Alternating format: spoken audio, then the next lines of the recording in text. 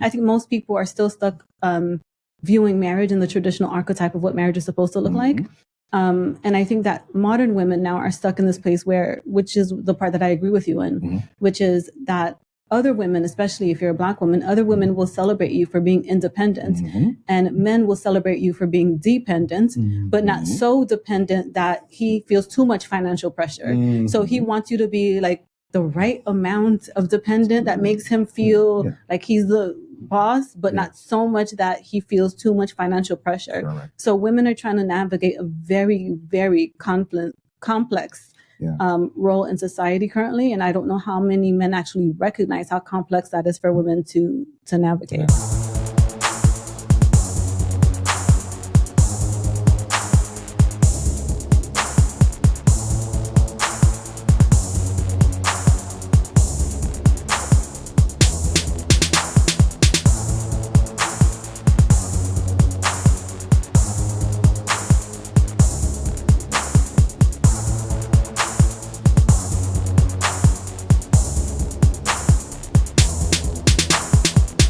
Hello, everyone, and thank you for joining us here on the Couples Development Podcast.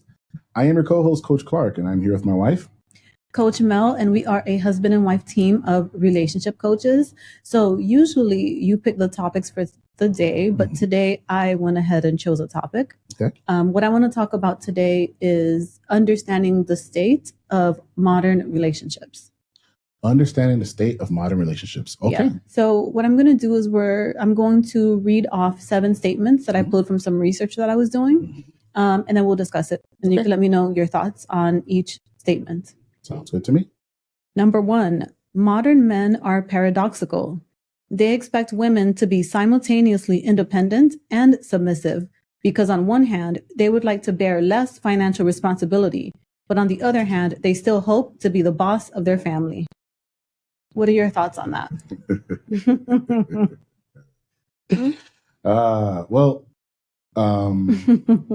These are modern relationships, right? Correct. Yeah. So as a coach, I understand. As someone who's a more traditional guy, I don't understand. So yeah, things I hear,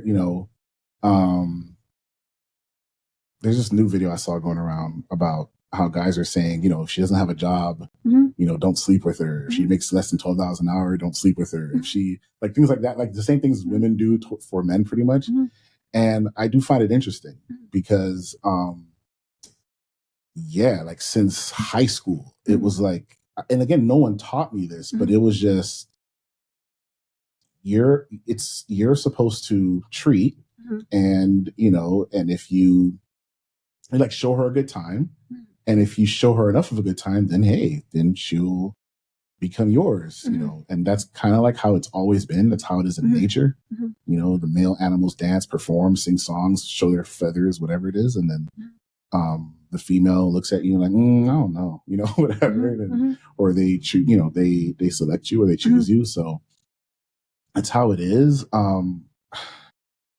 I think a lot of men are upset. I think a lot of men are upset with toxic feminism, where, women are like, where it's basically, instead of it being empowering women, it's been putting women over men and pushing men down and like lessening them. And I think that plays a major role in this. So kind of like now guys are being, obtuse and like, well, if you want 50-50 and you want equality, well, why do I have to pay for your meal? Why do I have to pay all the bills? Why do I have to, why can't you take me out? Why can't you buy me flowers? Equality, right? And that's kind of like what's been going on, I think.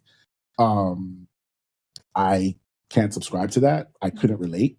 I'm an old school gentleman. If I were single and I wasn't married, I'd probably have a hard time out there.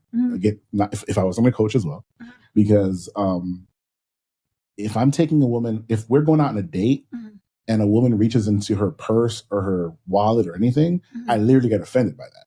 So now business, lunch, things like that, that's different with a client. But, if I'm on a date and everything, I don't know. That's just me. I know it's old school, but that's probably going to be, I'm probably going to be considered like a simp or whatever, but that's just me. Yeah. I hear what you're saying. I think that when I was reading this particular study, what was very interesting about it was that we hear a lot about how it's Western women that are, destroying the family, and it's Western women that are destroying the state of relationships.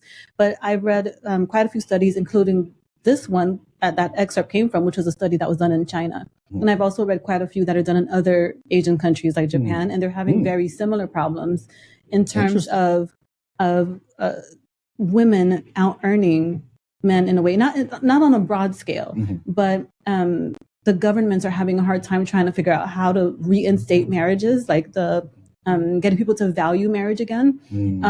And I thought that this excerpt was really powerful because it is something that I have noticed, where modern men seem to be stuck in this space where they want women to financially provide because they recognize that in the society that we currently live in, economically, they cannot sustain it on their own for a whole family. So they want their partners to contribute financially. But at the same time, they have this seemingly inherent desire to still be viewed as head of household and to still be the boss of their family and to still be the leader of their families. And that can sound paradoxical to women because traditionally being head of household and being the leader of your family meant that you were the primary financial provider for your family. So, yeah. No, yeah. That is the truth. I would also say that I think society plays a major role in that. Again, I'm just going to talk about mainly, men in our community. Again, I don't want to generalize. I don't want to stereotype, but listen, I know way more men who are between the age of 30 and 50, 30 and 45, like my age, I'm 42, right? Who had to figure out on their own. They didn't have a father figure. They didn't have their father to raise them. They didn't see their mother and their father together in the relationship. And so what happens is, I think, is that people overcompensate. So men can, have some people have middle age crisis where they have to overcompensate for cars or whatever. And look at me. So I think that the whole I'm a man and you're going to respect my manhood and not disrespect my manhood type of thing, not having that example to show you like, oh, wait, it doesn't mean you're the loudest or you're the toughest or, she kind of like bows at you when you walk in the room or she doesn't speak her mind or things like that. It's more of a collaborative effort. It's more her strengths, your strengths together, stronger per se. I think that plays a huge role in it because a lot of guys go into the relationships with just looking, because I did it, just looking for answers. Like, wait, how am I supposed to do this? I'm supposed to do this. If my girl yells at me or if my girl whatever, do I put my foot down? Whatever the hell it is. Yeah. And so I think oftentimes we're looking for answers and we look towards social media, we look towards movies, and we look towards the hyper masculine, examples and think this is what manhood is. Yeah. And so because of that, it can make them feel a type of way about, women making more money or, than them, because then it's kind of like, then you're not a real man. And then now who is he going to take that out on? Yeah. Because it's not like anybody taught him how to, for the most part, it's not anybody taught him how to express his feelings anyway, including society. Yeah. So, well, she's the closest one. So she becomes a figurative punching bag, not literal, right? And so he takes out on her because she's an easy target. You know? And you're too masculine, you're too hard, you're too this, and yet you went up to her and asked her out. So, it is, for the most part. Yeah. What you just said is actually the perfect segue into study excerpt number 2. So I'll go ahead and I had something else I wanted to say. There was a stupid alpha male type podcast out there called like the Whatever Podcast. And they had this guy on there talking to one of the women on the panel. It's like one of those, 3-4 guys in suits being men. Yes. And they get like, OnlyFans and IG girls because those are the only women that exist. They don't get like business women or, whatever, right? They don't get educated. I'm not saying that IG women or OnlyFans You're women about to get yourself in trouble. I honestly don't care, but whatever, right? But yeah, it's like they're not getting, scientists, lawyers, doctors, architects, teachers. No, they're not getting those people on the show. So anyway, the guy goes, our grandfathers had to provide a quarter of the effort to get 10 times the woman that they got back then. In other words, what they mean by that is basically women who do whatever they say. But what I mean by that is, you know, women who are feminine and they cook and they clean, they do traditional things and they nurture and they take care of the kids and things like that, right? Yeah. And they're not, you know, twerking and, you know, 'cause not that they had, you know, social media back then, but things like that. They're not in the street wearing whatever and looking like whatever, right? So basically it was saying, you know, that their grandfathers had to provide a quarter of the effort and to be able to get 10 times the women that are available now. And it's like now men have to they have to be 6 foot this, make 6 foot, 6 figures, 6-pack and whatever, right? Yeah. And emotional intelligence and therapy and and they get, you know, in return, they get a quarter of the woman that their grandfathers used to get. So it's like the men have to put 10 times more effort just to get a fourth of what women used to be like. And I saw it in a group chat that today, and I was thinking about that. I did find it interesting. Again, I was going to engage and say like, well, what are we going to say the entire story? Because what the entire story ended up happening is that a lot of times those women did their job. They stayed home. They, you know, took care of the kids. They did whatever. And a lot of times those men decided to start new families, or they cheat, or they do this, or they do that, or whatever. And so, you know, are we going to remember those things? Because those same men saying that, if they go to ask their mothers, hey, mom, how was granddad to your mom? I'm pretty sure, you know, not for the most part, not all, but you get my point. Yeah, no, I understand what you're saying. And the way that I can experience when men say the things that they say, that our grandfathers used to get, what was it? Better women. I'm just going to paraphrase. But men now have to do more. I think that is partly true. And the reason I think that's partly true is that now women are saying, I no longer need you, but I want to want you. And are you going to do the things that make me want you? And I think that men in a way are rebelling against that, because that means that they have to do more than their grandfathers ever had to do. But in order for women to be happy in marriage, modern men have to do more than their grandfathers had to do, because what that man, because that man saying that their grandfathers had to do less, he's not factoring into account, like you were saying, whether or not his grandmother was happy or not. There's a difference between being with someone because you want them and being with someone because you're trapped to be with someone. And I don't think that they really understand that. So what modern women are asking for basically is, hey, I want a partner. I want to want you, but being with you is just stressing me out, because if we think about the statistics, marriage benefits men way more than it benefits women. That was true before women were trapped financially, and it's certainly true now, because women still do the most of the household work, even when they're, you know, the primary financial provider for their families. And we have to think about the stresses that women have to deal with, because when men say things like they shouldn't have to be more emotional and talk about their feelings and be more emotional intelligent in order to have the wife that they want, what they're missing is that they're saying that men reserve the right to continue to abuse women. And what I mean by that is when you're in a relationship with a man that doesn't know how to handle his own feelings, and you're handling your feelings plus his feelings, the toll that takes on your body psychosomatically, meaning that you may be taking on most of the emotional labor for that relationship, but your body's physically going to react to that. You're going to get migraines, you're going to have IBS symptoms, you're going to have stomach pains, you're going to have a lot of physical symptoms that stem from you carrying the majority of that emotional labor for that relationship, for yourself and for your partner. Now, when you take a modern woman who's also working outside the house and she's dealing with the stress in the workplace, now you're telling her she should also be in the home, taking on most of the stress for herself and her children.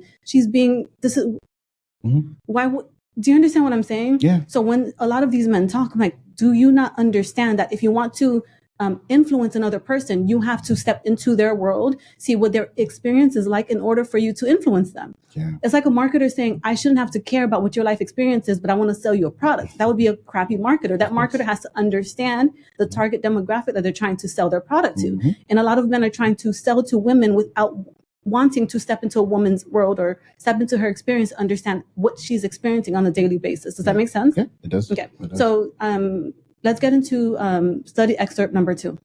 We can. I have a question for you. Sure. Before we get into that. Yeah. You said psychosomatic reactions.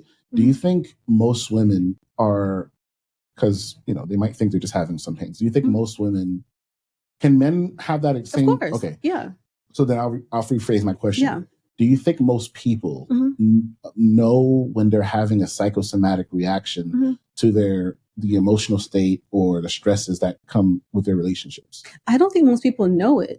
They just know that they're having physical problems.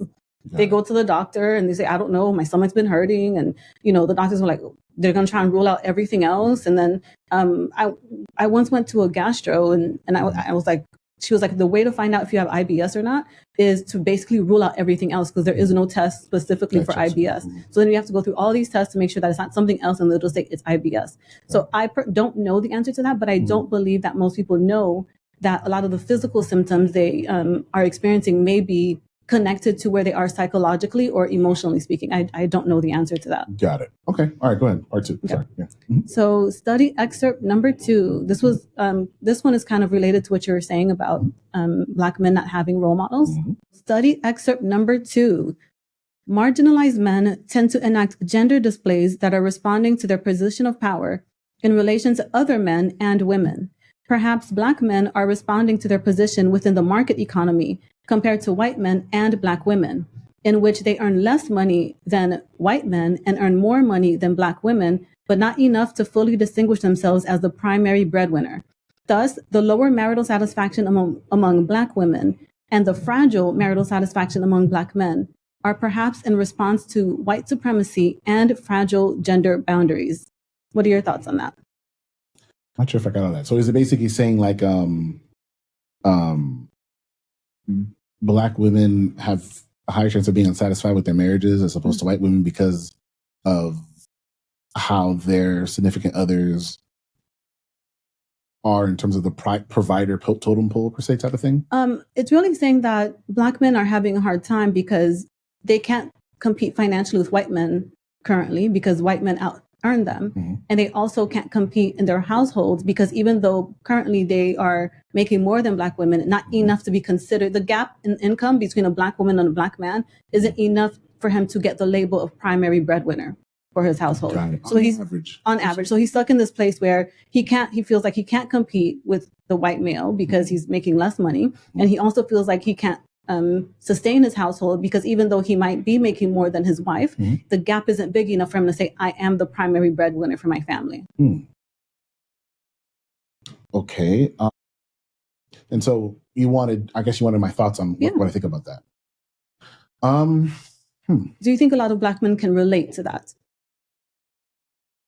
I don't think enough would be honest with themselves to be able to, because that requires vulnerability. And from the most part, Black men avoid vulnerability like the plague, and admitting their faults and their concerns or what they're feeling. Again, that's how nurture, nature, whichever you want to call it, that's how we're raised, the environment, and so on and so forth. So that's going to require a lot of, being a lot of introspection and real self-awareness. So again, I'm not sure. And in turn, so you're saying the Black men are feeling uncomfortable in these relationships because of this? Not necessarily uncomfortable in relationships, but uncomfortable in their manhood period because they can't compete with their white counterparts, financially speaking. And they're also feeling they can't compete even in their households with their Black female counterparts because even though, let's say, she makes 60 and he makes 70, the gap isn't wide enough for him to be like, I am head of household, I am the primary breadwinner, even though technically speaking, on paper he would be, but there isn't that obvious difference between whether or not his wife has to work or his wife chooses to work. Do you understand what I'm saying? Yeah. And that can definitely affect with your mental for sure. That's one thing, like I said, I put a lot of pressure on myself for that. But that anytime I would see, or in my mind, I would see another man who looks to be doing better, despite I'm good, it would always bring up that insecurity, like you could be doing better. Or he could take your wife, or he can do more for your wife, or he loves his family more than you do, type of thing. And definitely that can come to play. And it all, I think, stems from the not being sure of, because you're looking for a father figure, you're looking for dads, but okay, so he's good. Okay, this works, right? That doesn't have to be exactly like this man per se, but having a example to start with that's yours, not somebody else's, it helps, right? It provides some type of baseline, to, help for my, at least I would think so, that you're doing okay. So when you don't have an example and you don't have like a, some type of like rubric or roadmap onto, how to do this man thing, it can definitely affect you, especially when you're, okay, cool. You could settle with, okay, I'm not going to beat these white men, right? But then, damn, like, my wife is earning the same as I am, or my wife is earning more than I am. So it's like, I mean, can I, like Dave Chappelle said, right? Was it Drake or whatever? He goes, Drake said, shut the up money, right? He's like, Drake has that shut the F up money. And then he said with his wife, I think he said he has please be quiet money or something. He was like at best I have please be quiet money or something like that. Yeah. And so man, I think I can, that can really, there's a lot of insecurities black men have, but they're not going to admit it. Yeah. And there's, because as men, unfortunately, are we the ones who are the leaders of society, and especially this society? No. And I have a question for you. If black men do not want to be vulnerable and talk about what they're experiencing, in terms of the pains that they're experiencing, how do we get to a point where we can fix the state of black families and black marriage and black relationships? Because both sides would have to admit their struggles in a way, and both sides will also have to validate each other's experience in a way in order for us to get onto the road of healing these relationships. How do we get there without black men being able or willing to be more vulnerable in terms of what their experience is? Yeah, I think more and more black men are becoming more open to the thought of therapy.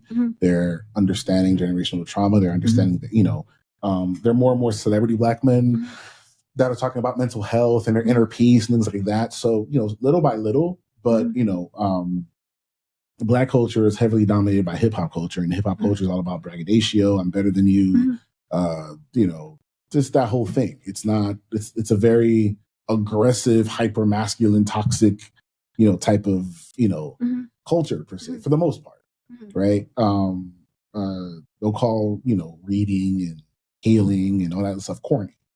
So yeah, I think more and more black men are actually, getting with the program and taking care of themselves and understanding certain things and having certain disciplines and doing their healing work.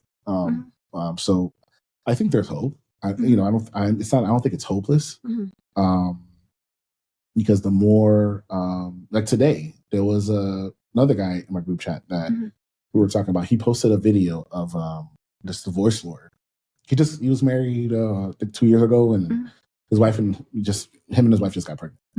And he was posting a video about a divorce lawyer, talking about the cases he'd gone through and everything else.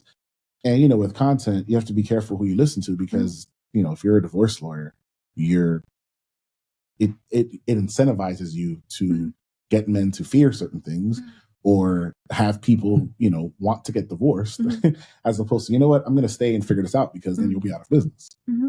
So we had a good long conversation. When he posted that, I called him. When he posted that video, I called him. I said, "Hey, let's have a talk," because his marriage is pretty new. I think it's been the last 2 years, and I felt the need to kind of like involuntarily mentor him per se, and just to kind of let him know, like, listen, there's a lot of negative content out there about marriages, about what you expect. And just know that, there's a lot more to it. It's not all bad, because the negativity sells. The negativity is what people click on and want to take a look at, type of thing. They don't want to take a look at the positive stuff. So, yeah. Yeah. As far as this excerpt about Black men being stuck between white supremacy and undefined gender roles, that's what it was basically saying. They feel like they don't know what their role even is supposed to be anymore. What's interesting is that I haven't researched this and I have no information on it, but it's just something that I've thought about Mhm. quite often Mhm. is that we live in a patriarchy, but in general, the Black community tends to be much more matriarchal in Mhm. nature.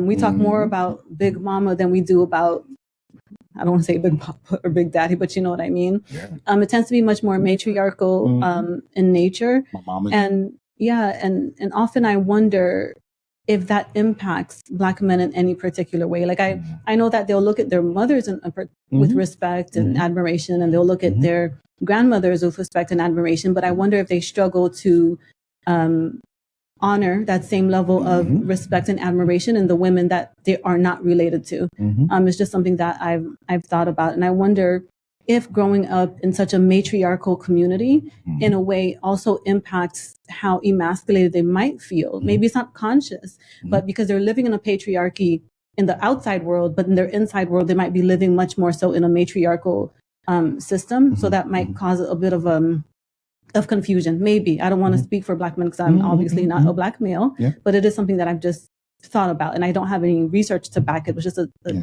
thought that I've had before. Yeah, like for example, there was again, speaking of, I use a lot of the chapters I'm in is like, just kind of like take some mental notes. But there was a guy who said that it's a theory I think you had. He was saying how could it be that because of how our mothers treated us when we were kids, that we were like, I'm never going to allow, it's either one or the other. Either you let a woman walk all over you, or you'll never allow a woman to think she can even dare come close to. So now you have your guard up and you're constantly, ready to fight all the time and not tolerant of anything, or start to grow like a dislike for women per se. Was he raised with his father in the home? No.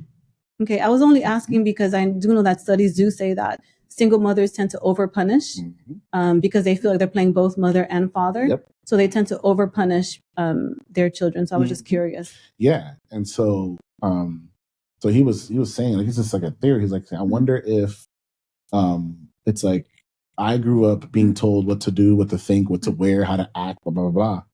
You're not going to do that to me. The second they get, the wife's like, hey babe, I don't want you to speed when you go to work, or don't ride a motorcycle. Women aren't going to tell me what to do. It's like, I've already gone through that. Yeah, I'm not going back. Yeah, but this person just needs to heal before they get into a relationship, because you can't.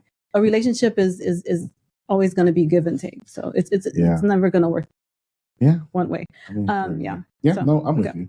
So, can we get into study excerpt number 3? Please do. Okay, so this is study excerpt number 3. Modern societies reconcile the dilemma between self-interest and caring for others by dividing women and men into different moral categories. Women's personal development is expected to be achieved through caring for others, yet men are expected to share the rewards of their independent work achievements. What are your thoughts on that? What are my thoughts on that? Yeah. Traditionally, it was like how good of a mother she is, and how's Timmy doing in school, and I don't know, Sarah Lee is freaking, I don't know, in ballet, violin, piano, tennis, and cross country, whatever the hell, right? And are you in the PTA, things like that. I feel like that's the traditional sense, and a lot of men are like, what's wrong with that? Right? That sounds good, right? And yeah, and so I feel like it's a lot of times how depending on the group, a lot of women were kind of like judged. Now, I think it's complete opposite. It's almost like again, maybe because this is catching my eye, I'm seeing so many shout out to those who don't have kids by women. Like, right? Like just like, I want no kids, and just that whole thing, like, marriage, why, for what? And complete opposite now. It's like, it's to the point where if a woman is married, if a woman cooks for her family, if a woman wants to make a sandwich for her husband, if a woman wants to, I don't know, be a stay-at-home mom or homemaker, whatever it is, if she has friends at all, they'll definitely have some microaggressions towards her and be like, oh, are you gonna go cook for him again? And I'm so happy I love that for you, things like that, right? It's not as celebrated, it's not as championed, which sucks, because I think, again, the whole thing about womanhood should be allowing each other allowing, allowing women to just be not allowing, but not putting anything against them for the decisions that they made. Yeah. Right. And so I think that's definitely a difference now. The difference is that women are more celebrated by women for being masculine. Like she's moving up the corporate ladder and she's taking care of herself. She's taking care of 2-3 kids by herself while finishing her degree and business owner and first time home buyer, all this other stuff. And I think that's what the sisterhood asks for. You being a woman being under a guy in any way, making less than him, or him being a sole provider, or any of those things, is going to be frowned upon by a lot of people in her community, maybe, and even including her family members. So depending on the family, now if you're like, for example, a church family, it might be different, but definitely it's going to be frowned upon. And for men, yeah, we're measured based on our achievements. And the achievement for men could be how beautiful your wife is, how big of a house your kids are able to live in. In other words, provision. How are you able to provide for these people? And how do you show that? By your accomplishments at work, which basically in turn show how much money you made and everything else. So I think, I think that's changed a lot in society, because now I think women are pushing hard to their best to try to be traditional men, and men are upset about this. And some men are kind of like, whatever, they give up, they'll just take it. Meanwhile, the women still want traditional men. Yeah. So it's like a hot mess out there. I can kind of agree with that, but I do see it a little bit differently. I do think that even though it seems like it's an old concept, I think it's something that we still struggle with today. I think most people are still stuck viewing marriage in the traditional archetype of what marriage is supposed to look like. And I think that modern women now are stuck in this place which is the part that I agree with you in, which is that other women, especially if you're a Black woman, other women will celebrate you for being independent, and men will celebrate you for being dependent, but not so dependent that he feels too much financial pressure. So he wants you to be like the right amount of dependent that makes him feel like he's the boss, but not so much that he feels too much financial pressure. So women are trying to navigate a very, very complex role in society currently, and I don't know how many men actually recognize how complex that is for women to navigate. No, I would definitely agree with that. It's each side is going to have their say, and I'm pretty sure in the comments the men are going to be like, here we go again, men again, and the women are going to be like, yes girl, yes. So I guess the only pushback I'd have is the desire for women to want all the perks of modern feminism while still all wanting the perks of traditional masculine. And I think men fall into that camp too, where they want to be the head of household, but they want their wife to work outside the house as well, and they also want their wife to do most of the household care and most of the child care. So I think both modern men and modern women are stuck in this place where they're like, they don't really know who to be, how to show up. I think people in general are just stuck in a really difficult space when it comes to marriage and relationships. Okay. I would have to agree. The share of women ages 18 to 49 who have ever married dropped from 72% to just 57% between 1995 and 2020. The age distribution of first marriages has flattened considerably since 1960, reflecting rising rates of marriage beyond age 30 and falling rates for those under 30. Roughly 49% of men and 40% of women are over age 30 at first marriage entry nowadays. What are your thoughts on that?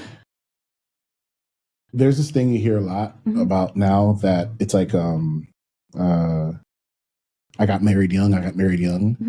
If I'm not mistaken, I believe the still current average age people get married in the U.S., isn't it still 25 or 26? It's about late 20s for the most part. Okay, all right, cool. So it went up. Before it used to be like 25, right? Well, it depends on when you mean by before. Well, I mean, over the past, like since, I don't know, 1990 or something like that. I'm not certain, but if I can read the next excerpt, which talks about that if you want me to. Okay, no, it's fine. Well, because you wanted to ask me about this first. So, Yeah. So what did you want me to? What would you want me to give you thoughts of? Is it women that are getting married less, or is it men that are getting married less, or is it both? Like, it's that both men and women are marrying older than they were before. So both men and women are marrying. There are more. Okay, marriage of people 30 and older is on the rise, whereas marriage people under has not really risen. It's either flattened or decreased in certain spaces. Yeah, I can understand that like easily. So a few things, because I know several guys. So on the guy part, I can't speak for women, but I can say what I've heard. Yeah.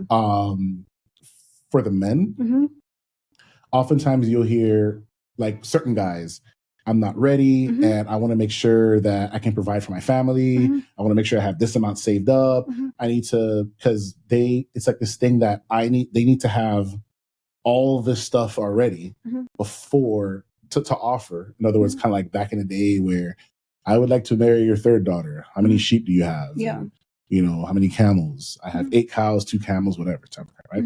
So it's kind of like, a lot of guys, like they want to have their ducks in a row before they even like look towards doing that. Not only that, then you have the peers where, if I'm thinking about Black men in general, hey, let's all get married. No, that's not. And if some dudes want to say not all, whatever, fine. But no, it's very rarely that I'm around a group of Black men that are sitting there thinking about, man, I can't wait till I settle down and have kids and build a life together with my wife. Like it's just not a discussion that happens. So it's like, I don't want to say frowned upon, but marriage is basically the beginning of the end in terms of from what I hear. Right. And so, dudes in their 20s, it's like, it's supposed to be having fun, I'm just, I'm not trying to look for anything serious. I don't want to be quote unquote tied down. The anvil on the leg type of thing. I don't want to be weighed down by a woman, but it's just, it's like, again, surrounded by negativity. Right. So that's one aspect. The next, so for the women, from what I hear, I get it because, and I'll get to that in a second. Women, they are, I want to find myself, I'm just having fun. You'll hear things like that. Yeah. I don't want to, I think it's too early for me. I haven't really found my career. Honestly, a lot of the same things that guys are saying, you hear them saying, and you'll hear that a lot. And a lot of guys who are, let's say, are ready are complaining because they're approaching women saying, hey, let's, and then she's like, nah, I'm good. I have my career to go to. And then what, some of the YouTube content you hear is, and then what happened is that guy wound up finding somebody else in her 20s, I want to get married. And then that woman will focus on her career, blah, blah, blah, blah. And then now she's in the late 30s looking to get married. And the men around her age are looking for women that are, 10 years younger. Yeah. The whole same talk. The stereotype. The stereotype. Because of the whole, he can still fertilize a woman, but a woman has the woman, the further past 30 she gets, the less fertile she becomes, type of thing, whatever. Right. So now the next thing, the next caveat to both ends, I think, has to come with parenting. So in our community, we have to ask ourselves, how many examples did we see of not just married people? Because, my parents were married 50 years. But oftentimes you hear they hated each other, right? So how many good examples of marriages that people in our community actually grew up seeing, where you saw a healthy dynamic with mother and father, where the mother wasn't just tolerating what the father did. The father just wasn't sitting there taking the mother, just saying whatever, you're good for nothing, without, and just him being passive, where they actually saw love between the two. How many times they saw that? And then oftentimes, millennials, like children of baby boomers, right? Millennials and so on and so forth, they'll heal from there. Especially the women, what do they hear? Make sure you do for yourself. Make sure you don't need a man. Make sure you provide for yourself. Make sure you go out there and, have your separate account. Make sure you don't do this. Make sure he has that. It's like, if we even get any sort of advice from parents at all, it's all fear-based. It's like, prepare yourself because this can happen to you. And we're putting kids out there and we're raising them, especially the women, to have this negative thought about marriage. Mhm. So it's like what's going to happen is the women are going to be like, I'm going to go ahead and educate some of them. I'm going to go ahead and educate the crap out of myself because I don't want to end up like my mother, right? Who just had to stay home and blah, blah, blah. And my father left and did what he wanted, right? And then on the other end, the men, if they heard anything at all, if it's most likely from like, they're watching like athletes or celebrities where, he got taken for half. It's like, that's all they know.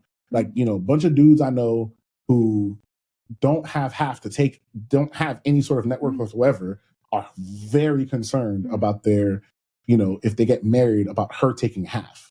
Right. And it's like that thing. So it's just the message out there is not how great it is, how beautiful it is to grow with someone. It's heavily about, it's just about fear.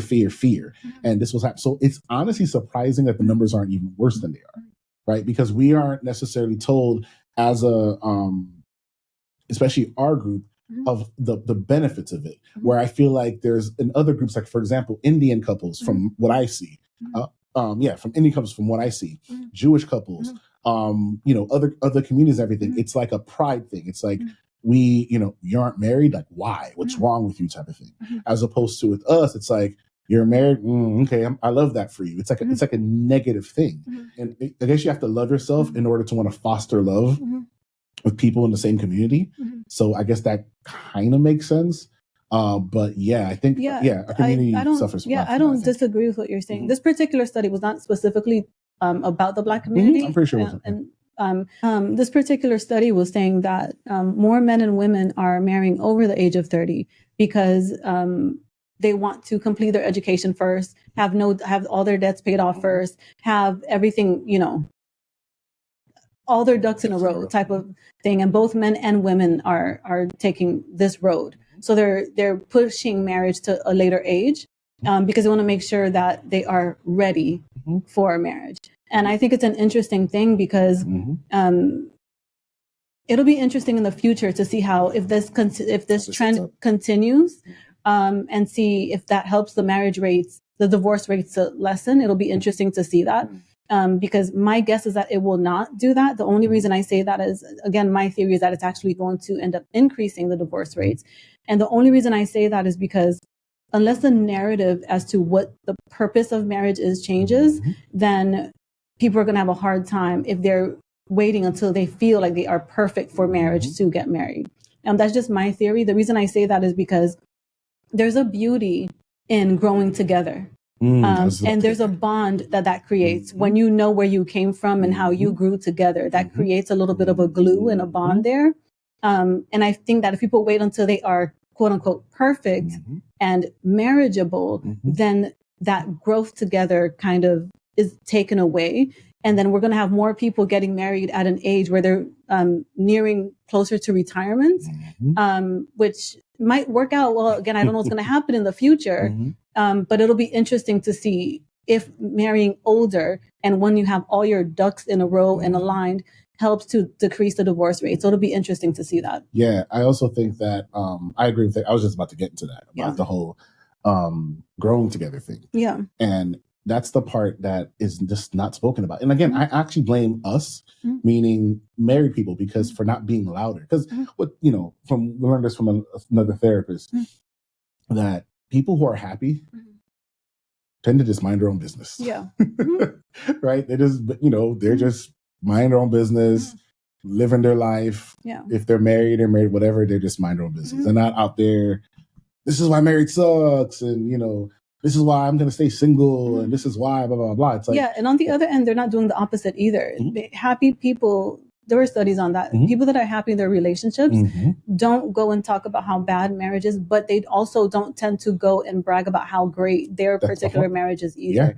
That people tend to exaggerate how happy they are in their relationships on social media when they're in a rough spot in their relationship. And there are some studies that do show that they're just it's a way to kind of like self-soothe. And they're hoping that it's kind of like speaking into existence type of thing. It's kind of like, if I say we're happy and we're doing good and with all over social media and we're traveling and taking pictures and showing what you bought me and showing what you did for me, then maybe I'll feel a little bit more secure, a little bit happier in my relationship. Yeah. Why do you think it's so easy for people to believe that?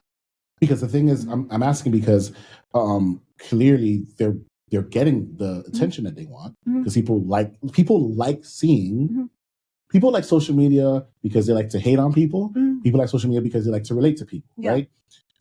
The loudest happily married people typically don't care to let you know how happily married they are. Yeah. They're just too busy being happily married. They just don't tend to say anything. Typically, right? I'm not saying that most don't. No. Yeah. Right? I'm not saying whoever is online and has portraying a happy marriage isn't happy, but it's just, it is what it is, right? So my question is,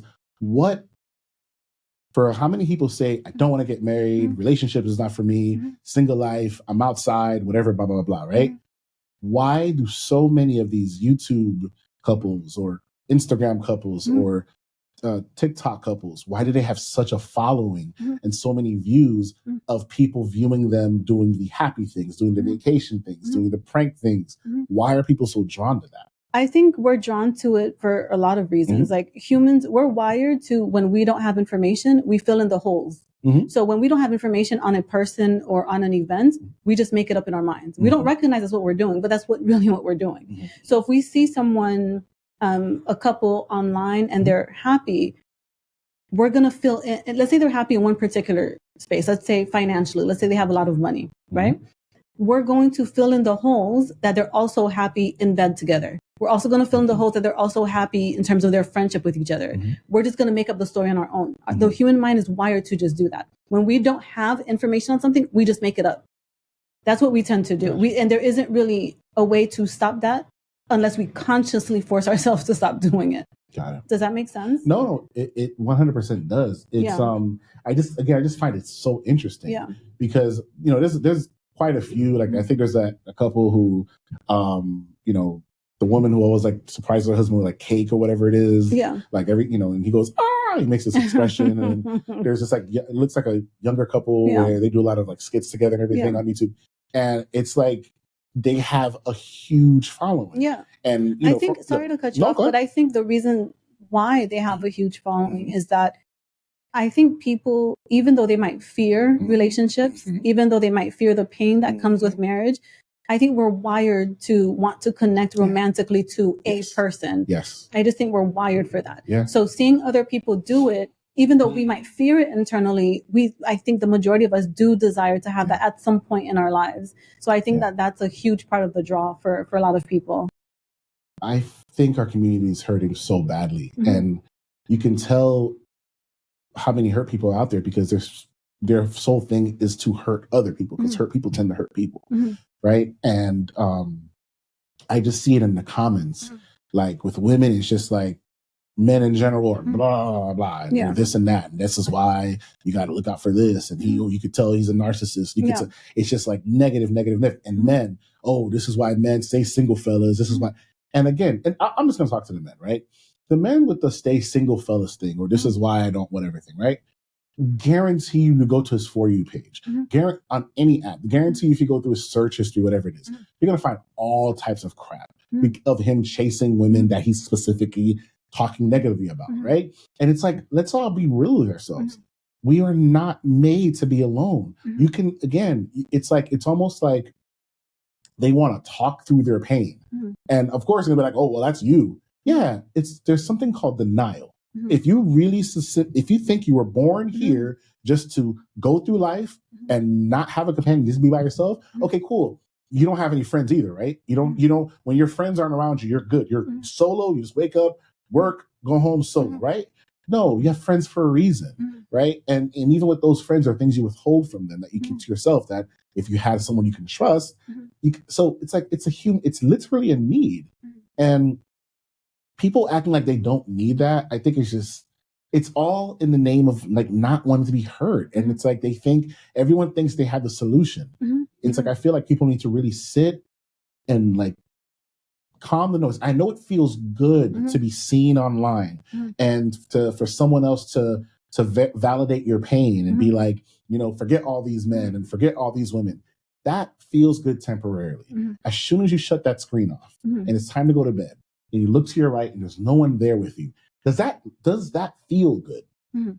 And you have to ask yourself that. And if it doesn't, why don't we actually be real with ourselves and actually, instead of saying how much we don't need men and how much we don't want to chase these women, how about we say we're looking for the right person and we do need each other, but the right versions of each other. And let's listen to each other's pain points and connect and go from there, as opposed to whatever this crap is, because this I don't need each other crap, great. Like you said, 10, 15, 20 years from now, I'd love to see where everybody is. I'd love to see where the man, I'm just gonna go out here, I'm passport bros, whatever it is. How many women, passport women did they marry? I'm pretty sure the answer's gonna be 0. Yeah, listen, Go ahead.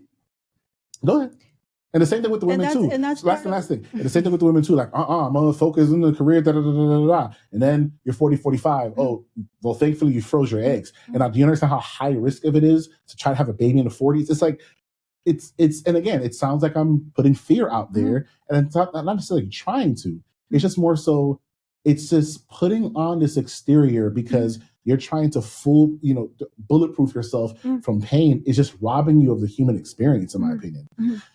And that's just it. That's just me, man. That's my long rant. I hear what you're saying. I think there's a few things there.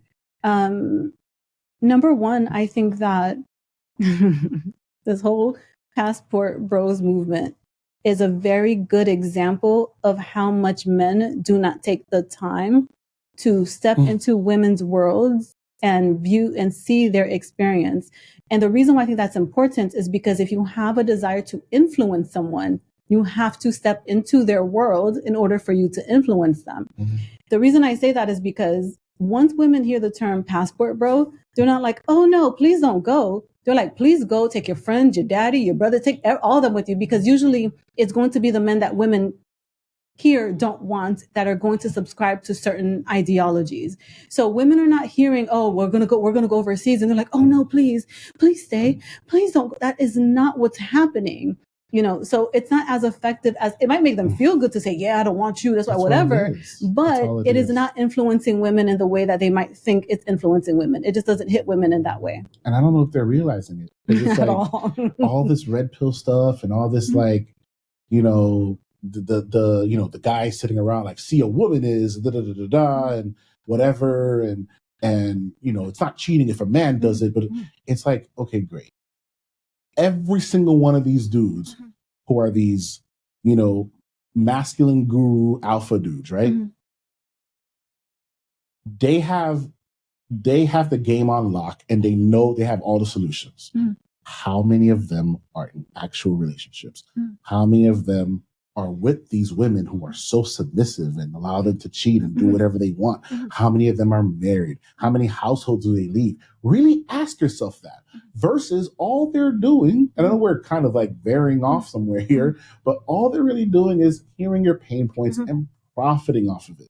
That is all that is happening. And it's so easy to do because, like I said, going back to when because people are so single life, and then I'm looking at these couples, you're looking at the comments, oh my God, I love you guys together, you guys are so cute, I can't wait to have a man like this, I can't wait to find a woman that's it's wanted and needed out there. But it's like everyone is just protecting themselves. They're like looking out for the hurt. And it's just, I feel for people out there, because if people would just stop, whatever limiting beliefs they have, all men cheat, or black men aren't good fathers, or black men are like, go pick up your kids from school. How many black dads you see picking them up all the time and are dropping off? Like, it's not true. Oh, all women want money. And, if you want to get married, you have to be rich. Man, go to your grocery store parking lot. How many, okay, not couples. How many women do you see going into a grocery store? Quite a lot. Go to the parking lot. Is it Ferraris, Benzes, Lexus, and whatever it is you see out there? No, it's probably going to be a majority of Camrys, Altimas, Accords, and so on and so forth, right? And again, not that the cars are the marker for wealth, but I'm just saying, right? It's just, and again, go to a grocery store. How many men and women do you see holding hands, doing groceries together? It's like the internet is not a real place. It's just a place for you to go and get your feelings validated. So you can get that temporary feel good and like, haha, at least I'm not one of them. Mhm. And not only that, to me, the worst thing is when, and I know I'm talking for a long time, the worst thing is when people, you know the old societies where they used to watch gladiators fight to the death type of thing. Okay. I feel like human beings never left that. I mean, you can see it in the UFC now, but it's like they love to see couples break up. Yeah, it's not necessary. I don't know. Well, what you're describing, Yeah. well, not the gladiator part. That's Yeah. something different. Yeah, I know. But what you're describing about loving to see couples break up, I think that's just part of that German word. I think it's a German term, Schadenfreude, which basically means taking pleasure in another person's pain. Yeah. And a lot of people can struggle with that, where it's like if they see someone that they thought this is what happens with people, right? We don't realize that if we talk about something like celebrities or celebrity couples, we don't realize that those celebrities or those celebrity couples never asked us to idolize them. We idolize them. We create the perfect story of who they are. Build them up. Right. Build them up and then try and tear them down. Yeah. But those celebrities or those couples never asked us to idolize them in that manner. Yeah. You understand what I'm saying? I do. And it's just, it can unfortunately be a part of the human experience where we can take pleasure, in seeing someone else, get dragged down, which really sucks. But unfortunately, some people do struggle with that quite a bit. Yeah. Yeah. Well, anyway, that was a nice rant there. I don't know where you have to have another. Okay. So should we move on to the next excerpt? Yeah, we can move on to the next excerpt. It's just I feel bad for people. Okay. Okay. So this next excerpt kind of plays into the last one. Okay. And it says that the median age at first marriage has risen steadily from a low in the 1950s of about 20 for women and 22 for men to 28.1 for women and 30.5 for men in 2020. So that kind of plays into the last one. So I don't know if we have to talk about that too much. Yeah. Just to top off, again, I get it. It's like, with women, it's, women are approached. From 18 to 28, those 10 years, they're approached. Yeah. Guys approach them. But it's like, one reason or another, they don't want to settle, they don't want to this, they don't want to that. And they focus on themselves, trying to get their career. So let's say they go to college for 4 years. Okay, boom, they're 22. They get their master's, boom, they're 24. If they want to get a doctorate, boom, they're 26. Yeah. And now they have to work for 20. And now maybe they're in their career now. They're, so I'm just saying. The women do get approached, but the thing is that that a lot of women say is that the men that a lot of women don't want tend to be the most confident in approaching. Yeah.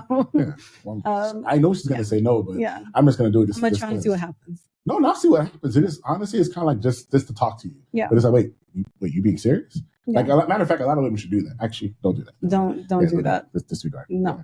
So, okay, so should we just move to the next one since that last excerpt kind of played into the previous one? Yeah, well, with the men, same thing. It's you have to have some type of networks or something in order to provide. You have to have your cows, sheep, and goats to offer a father. Okay. You can take my daughter. Yes. Okay. I need 6 goats. All right.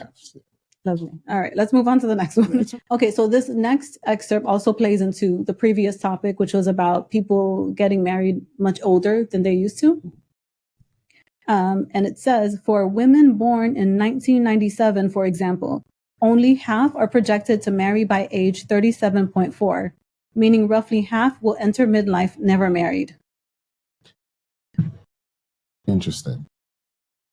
So I feel like for the women, it's like they saw their mothers have either unsuccessful marriages that ended, unsuccessful marriages that stayed together just for the point of staying together.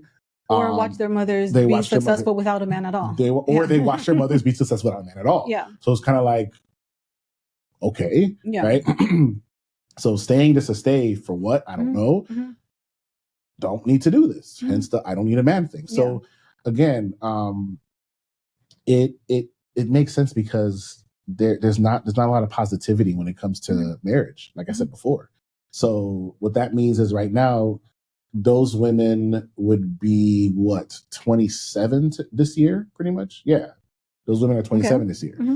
Man, so so you said until past 30, the age of 33? About half, 37. 37. Yeah, and about half of them will enter midlife meaning 40 plus, Wow. and never marrying. So more than 50% or more of women born 1997 won't be married before the year 2030. That's interesting. Yeah. That's, again, I get it. The thing for me is that, and this is why I can get very frustrated with men in general when they give certain advice and when they say certain things, because they are so ignorant to the experience that women have in a marriage and in relationships that they just are not equipped to even give either men or women good marital advice. Yeah. Because like you were saying, whether or not a woman works outside of the house, she still does most of the housework. Even if she makes more than her husband, she still does the majority of the housework, because men still are stuck in the space where they view like housework is a female thing to do. Yeah. So they expect for the woman to do most of the housework. They expect for the woman to do most of the child caretaking. They expect the woman to take on most of the nurturing. They expect the woman to do most of the emotional labor for that relationship. So men in general don't understand the toll psychologically, emotionally, and physically that can take on women. They just are so ignorant to it. So when they're using these fear tactics and telling women, by the time you hit the wall at age 28, no man's going to want you. You're never going to have kids. Women are like, okay, but I'm not going to be in emotional pain every day when I walk into my house, though. I'm not going to be dealing with someone who doesn't see me when I walk into my house every day, though. I'm not going to be dealing with someone who thinks that all I'm just there for is to be a hole for him and not have a life purpose and not have any dreams and not have any goals of my own. I'm cool with that. And I think a lot of men don't understand this concept. They don't understand that, like the other, study was saying, that women are not just here to be personally fulfilled through caring for others and for caring for children. Yeah. If that's all that women felt like they were here for, we wouldn't be in the state that we're in now. We're here because women also have other purposes that they feel driven to and other callings that they feel driven to other than parenting, other than mothering, other than being a wife. There are other things. The same way that a man desires to have his career and his life purpose and his calling and a wife and children, women are as human too, and women desire the same thing. And I don't know why it's so hard for so many men to grasp this concept. Now, my theory is this, like I was saying before, women want to be in relationships with men. Women want to desire men. Women want to desire a partner in a marriage. The problem is a lot of men think that the only way to keep a woman is to trap her into a relationship, is to trap her into marriage by her needing him for something, meaning financially. They have this concept in their mind that the only way for them to not have a wife who goes roaming around, is to make sure that she is trapped and stuck and she can't go anywhere. And women are saying, if you think that that's what marriage and relationship is for me, you can keep it. I don't want it. Because for me, it's having a partner that I want to spend time with, having a partner that I want to be there with day in and day out. It's not about needing you. And I think a lot of men can struggle with that because for them it's, well, I need to be needed. You understand what I'm saying? Yeah. And the interesting thing is that it's kind of like a lot of things. Well, I'm just going to segue that, but we're going to go back. Yeah. I think it was, I forgot which book I was reading, but we were saying how a lot of times with relationships, the further along they get, sometimes the sex frequency and the quality per se drops. Yeah. And one of the things they said is like a woman doesn't want to feel like her man needs like from her. He wants to feel like he wants and desires. It's very different. Yeah, like you're not just banging me because I'm convenient and I'm here. Right. Right. And a lot of guys won't understand. Don't understand that. I mean, I did, but I don't understand that, so I had to learn it myself. But yeah. Yeah, so sorry, honey, go ahead. Go ahead. Yeah, it makes sense in terms of like the need part. Because again, we as men, it's like Black men. I'm thinking about how many, forget my direct parents. I'm thinking about how many images of happily functioning marriage can I think of in the Black community? Not celebrities that what they're portraying, but that I can think of. I don't. You mean within your family? Within my family, friends I know. Okay. In your circle. In circle, yeah. Or distant circle. I mean, that I'd be like, ooh, I want that there. other than us, right? I don't know if I can really pinpoint one. Mhm. You know what I mean? And so because of this, I feel like you end up getting what you're getting Mhm. with the men, feeling like it's almost, again, they have to overcompensate. So it's like, that's what I was going to tell you. Mhm. There was a clip of Stephen A. Smith, like he does this thing about dating advice at the end of every show. I don't know. I think he has a girlfriend. Once again, he's never been married. By Yeah. the way.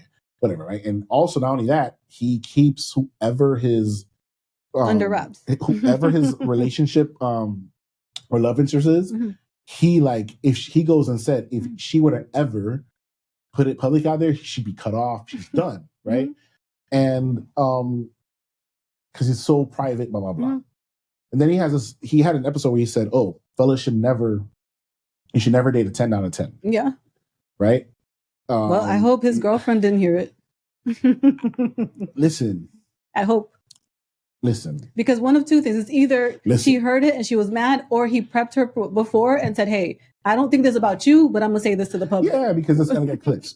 Hey, listen, it is what it is, right? Because again, a lot of people don't understand that it's not necessarily advice. It's for what's going to get clicks. They have producers, they have researchers. Here's what's trending. Talk about this, right? Yeah, in his defense, though, I've heard men say that since I was a child. Of course, yeah. Of course. I remember I used to work at some store, and I don't know why, but you came up in a conversation. I think you were doing makeup at the time. And say it one more time. I didn't hear what you said. You came up in a conversation. You were doing at the time. You were doing makeup. Okay.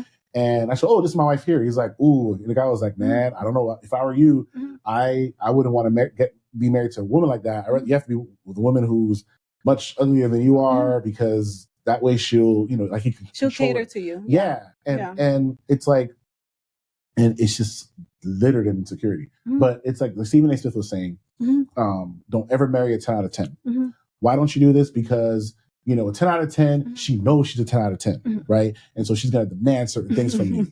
And, and she's going to keep you on a short leash. And if you mess up, as she steps out the door, like, just, it's getting thrown at her left and right, left and right, left and right, left and right. Guys are just like begging her for a chance to just snatch her away from you, right? So you don't want to deal with that headache, right? Do you want to do it a 9? No, because a 9 can probably think they're a 10, and so they might act the same way, right?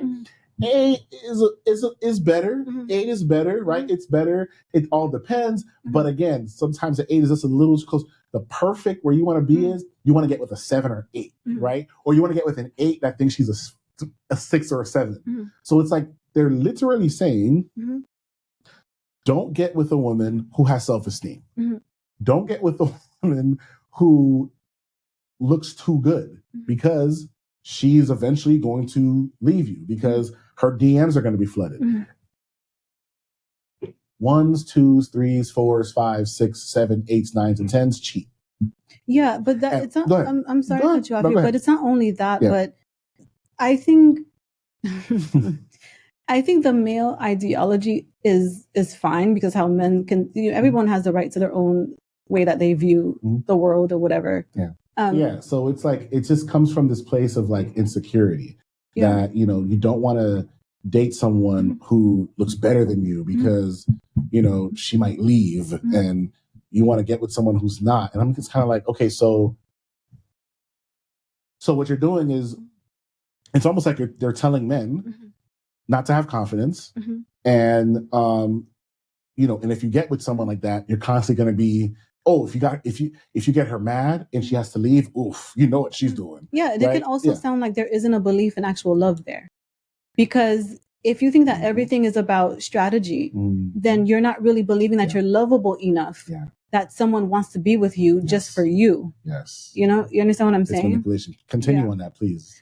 It's just, you just don't believe it. Because if you think you have to do these tactics and tricks and strategies to keep someone with you, you're saying you're not inherently lovable enough for someone to want to be with you just because of you are you. Yeah. That's what that sounds like to me. 100%. It's like I think there was a TikTok out we were watching where this woman was basically saying how to get a guy to chase you type of thing. Right? Go ahead. You already know how I feel about that. I don't, but they don't. How to get a guy to chase you. the question is, why do you want to be chased? That's, I don't know. I'm not going to say too much on it right now because we can do that in another episode because I'll start ranting a little bit if I do, but that's what I'm hoping that you do. I think a lot of it is that some women interpret being chased as being loved. So it's like, how hard you chase me shows me what my worth is. And they're looking for their worth in his pursuit of her, versus a woman who feels her worth, doesn't really feel flattered by being chased in that way. It can be more so an annoyance. And you don't really get that, flattered by the games that are being played. But there's somebody for everybody. So for every woman who wants to be chased, there's a man who wants to chase. So it is what it is. Right. Yeah. Yeah. And so there's that. And then, and it's like, she was like teaching her like, oh, how to, ignore his text, but not too much and whatever. It's like, let me say something here. I'm sorry. I tried to ignore it, but I really can't. So this is okay. So this is when I get really mad at women, right? And I said I wasn't going to rant, but I just want to say this. A lot of women do want to be chased, and what they don't really understand is that a man chasing you really hard does not show how he feels about you. It just shows how much he wants to win the game. And something that a lot of women don't understand is that women often will say they want a man who's very charismatic and super confident, that man that when he walks in the room, all the other men want to follow him. And they often desire that super charismatic man.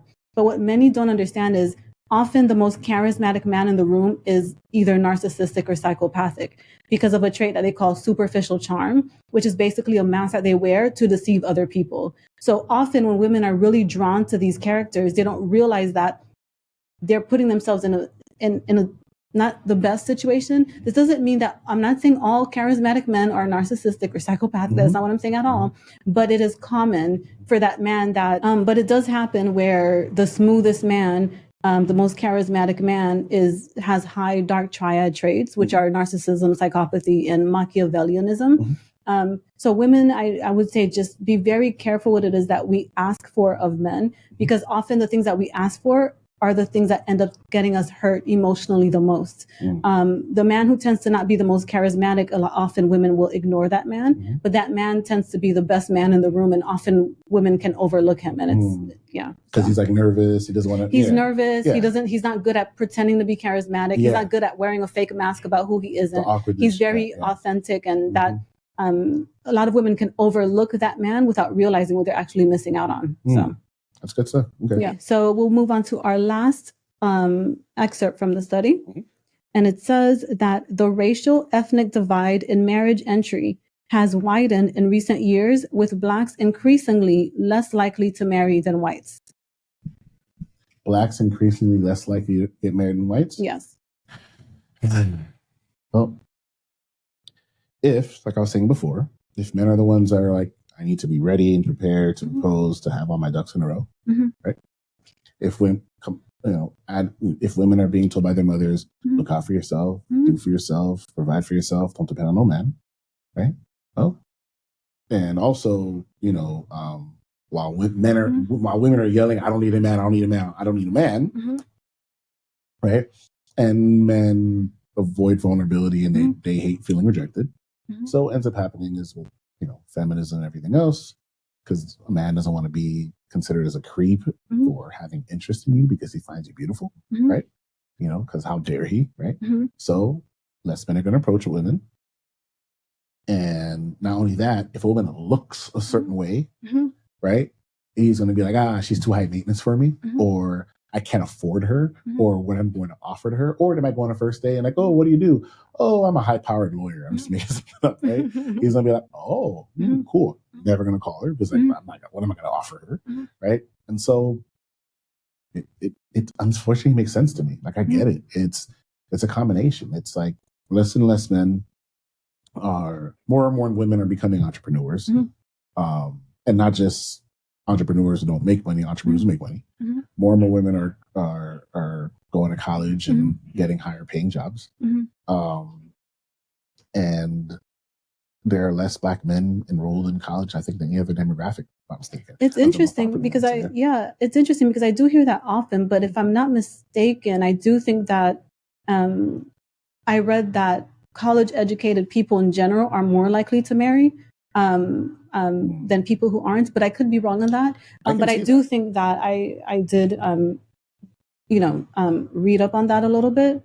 So there's that, but otherwise I do agree with what you're saying. I think that I would personally caution women with something, that it is common for men to say they want to have all their ducks in a row before marriage. But I will also say that can also come from a space of, unfortunately, it's going to sound a little controversial, but that can also come from a space of dragging her on to see that once he has his ducks in a row, if his options widen.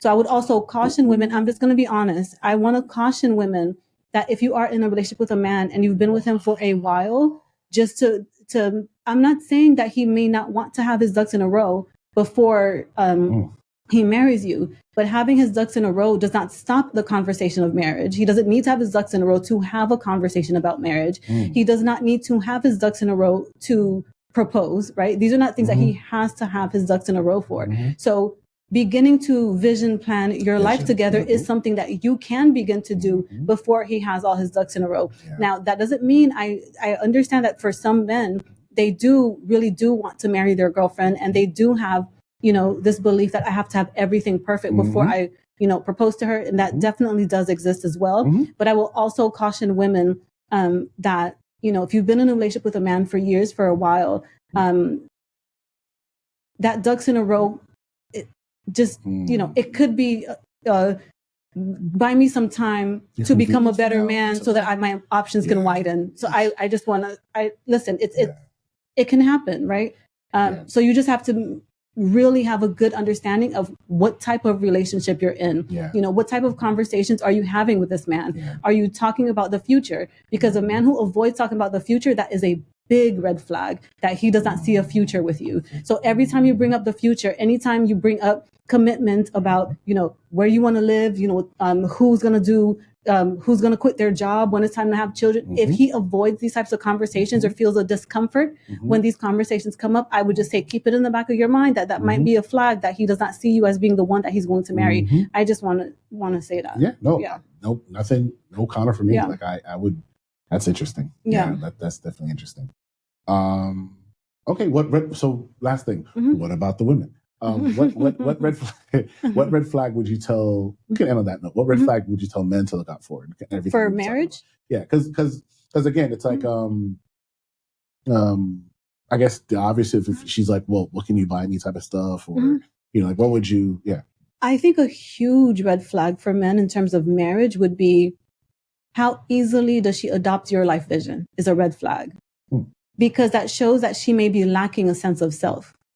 And what happens is when you marry someone who is lacking a sense of self, it's going to cause you more heartache and pain than you really recognize. Because often men can see if she adopts my life vision as a positive thing, but how easily she gives herself over to your life vision can actually be a red flag in terms of the satisfaction you can feel in that relationship with her.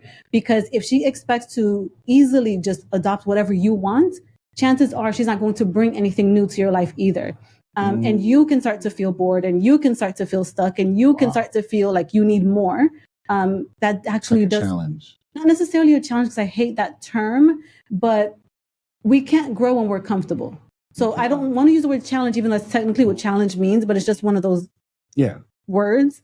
But we can't grow when we're comfortable. So if you are a man and you have a big vision for your life, getting with a woman that easily is like, yes, whatever you want and whatever is actually going to stunt your growth more than it's going to help your growth, because that woman is less likely to stretch you outside of your comfort zone.